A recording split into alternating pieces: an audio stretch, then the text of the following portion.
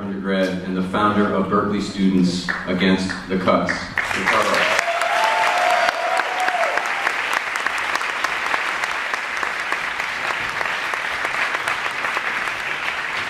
Everybody, I just want to start off by recognizing how important it is for you all to be here. I've been organizing on this campus for about 2 years now with the University of California Students Association. And if you would have told me last year that hundreds of students would pack Wheeler Auditorium in order to hear about budget cuts, I would have laughed at you because that's just insane, right? But we actually had to turn away hundreds of students tonight who wanted to be here. And what ended up happening was hundreds of students went out and had their own teach-in outside.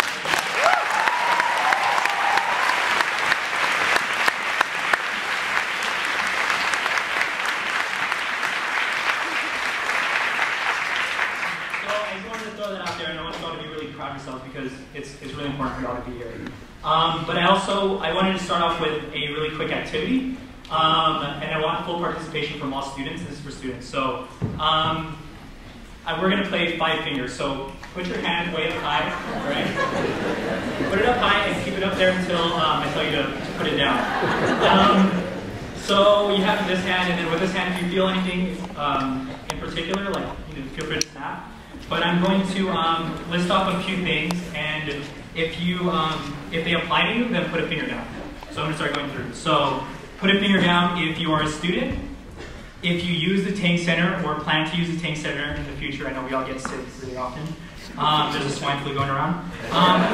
If you are an underrepresented, if you're a underrepresented student at Cal, or you are the first in your family to go to college. If you are planning on taking classes or majoring in something offered by the interdisciplinary department. If you are not able to get into all of the classes that you need to graduate this semester. If you have to fund your own education. If you are or are friends with undocumented students. If you are from out of state or are an international student. If you are from a middle class family. If you're from a low-income family, if you plan on going to grad school, or if that's one of your options, if you're in engineering or you're a business student, if you have brothers and sisters, nieces or nephews, cousins, or other family members who you want to go to a UC school, or at least have that available as an option for them. If you care about public education, and finally, if you still have some fingers up, no, keep them all up. Everybody put your hands up. Right?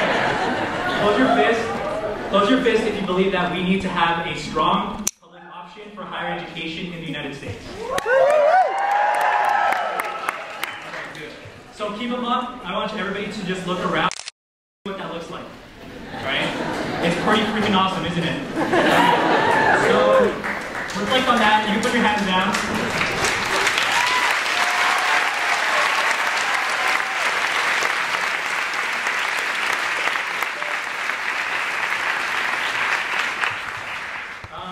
So just reflect on that. What does it mean to be unified as students?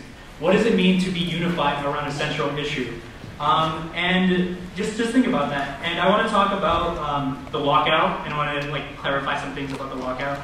And I'm saying this on behalf of Berkeley Students Against the Cuts, not on behalf of State or anything. But I'm going to skip all the parts about how these cuts suck, because I think you all kind of heard about that tonight. But I want to get into what the point of the lockout is. So the way I see it, and I think a lot of students see it, is that there are 2 points to the lockout. Number 1, it's to put a stop to business as usual and send a clear message to both the UC Office of the President and the California Legislature that as students, faculty, and staff, we can no longer bear any more cuts. We will not allow our university to be privatized, and we expect better leadership.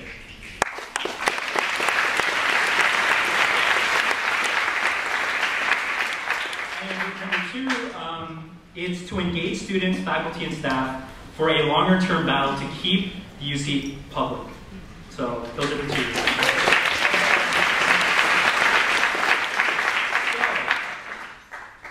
what does it mean to walk out? Literally, what does it mean, right? A lot of people actually have this question. The point of walking out is not simply to ditch class. The point of walking out is to ditch class and do something else. So, for tomorrow, that something else means join the picket lines at 7 a.m., Yeah. It means not going to class, or if you do go to class, to make an announcement about the walkout and then walk out. Yeah. It means going to the rally at noon, from noon to 2. Yeah, it's going to be awesome, by the way. It means going and marching around campus at 2 p.m. It means going to the General Assembly at 6 p.m., and I will talk about that a little bit more right after this. So how can you spread the word between now and tomorrow? You have a lot of options. You can email your professors in GSIs if they still haven't gone on board. There's a website called ucstudentwalkout.com where there's actually a template. It's really easy. You just type in an email address and it sends them the message, and it's awesome. So you can also email everybody else you know, your friends, your family, whatever. Just tell them about it. And there's all kinds of things you can do on Facebook. You can change your profile picture to the walkout image. And you can tag all your friends and annoy the hell out of them. You can change your middle name to walkout. And you can change your status to I'm walking out tomorrow to save Cal. So yeah. But more, and I think this one's like really important. I think you should all do it like right now or like right after you get out. Is you can send a text message bomb to all of your friends telling them that you're walking out tomorrow and that you think that they should too. So yeah, you can do that today, you can do it tomorrow morning, whatever. And the final question that a lot of students have that I want to answer is, what happens after the walkout? Well, tomorrow there's going to be a General Assembly at 6 p.m. that everybody who's interested in voicing their opinion and or even just seeing what other students have to say, how to move this movement forward, should go to. It's at 6 p.m. We're meeting on Sproul, and yeah, just go to that. And finally, I just want to say, because I hear a lot of people ask, like, well, what's the point of activism, or what's the point of standing up for something that you really believe in? Like, what's the point of rallying or screaming or whatever? And I just want to reiterate and remind people that Cal has a really rich history of student activism. I want to remind you all that student activism has worked in the past. It worked in the 1960s with the free speech movement and the Third World Liberation strike. It worked in the 1980s with the movement to divest university funds from South African apartheid. It worked in 1999 with the strike to save ethnic studies. And it worked more recently with the campaign to save Asian languages on campus. So Cal has a rich history of student activism, and I think we need to remember that right now more than ever. So yeah, I hope that everybody's ready for tomorrow. I hope everybody's ready to send a very clear message to UC Office of the President and the California State Legislature, and that everybody's ready to take this battle to Sacramento. Thank you.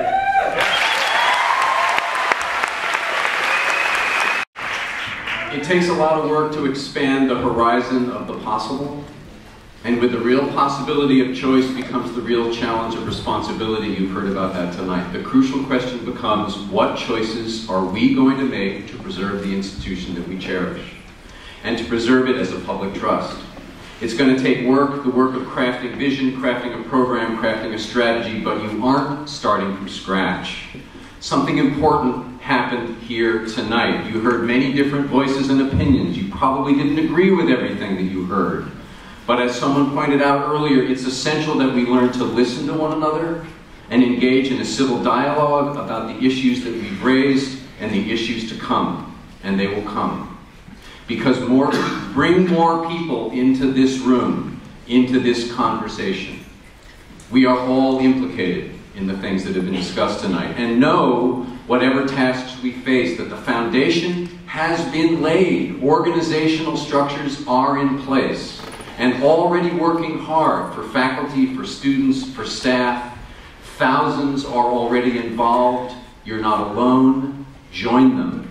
Whatever your individual views may be about tomorrow's walkout, join us at noon tomorrow on Sproul Plaza. Bring your colleagues, your students, your friends, your staff, your families, and make visible and inescapable our collective concern for the future of this university. In solidarity and thanks to the panel, good night.